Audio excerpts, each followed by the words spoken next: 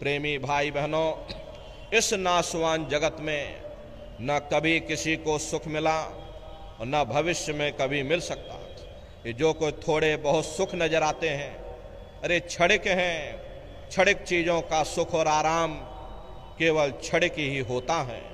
जितना इसके आने में हमें खुशी महसूस होती है, उतना इसके जाने में भी हमें दुख भी महसूस होता है।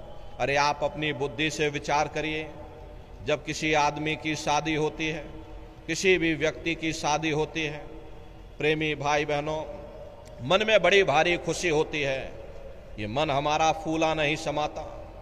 लेकिन यदि शादी के बाद उसी साथी के साथ कोई अनबन हो जाए, मन मुटाव या झगड़ा हो जावे, तो मन में भय पैदा हो जाता है कि कहीं साथी हमारा बेकार न निकल जाए, हमें छोड़ करके चला न जाए, शराबी, कबाबी और जुआरी न बन जाए।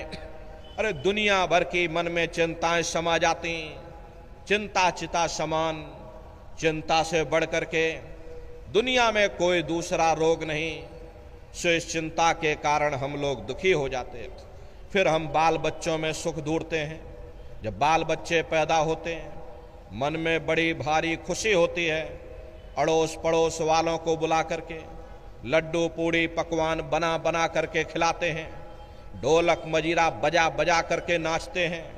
लेकिन अगर वही औलाद बड़े होकर के नालायक निकल जाए, माँ बाप का कहना ना माने, उनका आदर सत्कार न करे, तो वही औलाद हमारे लिए फिर दुख का कारण बन जाती है। फिर हम हुकूमत के नशे में सुख ढूंढते हैं। जिस वक्त लोग हमारी वाह वाह करते, गले में लंबी चौड़ी फूलों की ये मालाएं डालते हैं, अरे मन हमारा फूला नहीं समाता। लेकिन उन नेताओं का भी इतिहास हमारी आंखों के सामने है। जिस वक्त लोग उनको गोलियों का शिकार बना देते, पकड़ करके जेल खाने में डाल देते, अखबारों में उनकी मट्टियां पलीत कर देते, तो वही हुकूमत हमारे लिए फिर दुख का कारण बन जाती है। फिर हम दुनिया के जीव इंद्रियों के भोग और वासनाओं में सुख ढूंढते। जिस वक्त बीमारियों का हिसाब हमें अपने शरीर पर देना पड़ता है, तब हमें होश आता है ये सुख का कारण है या दुख का कारण है।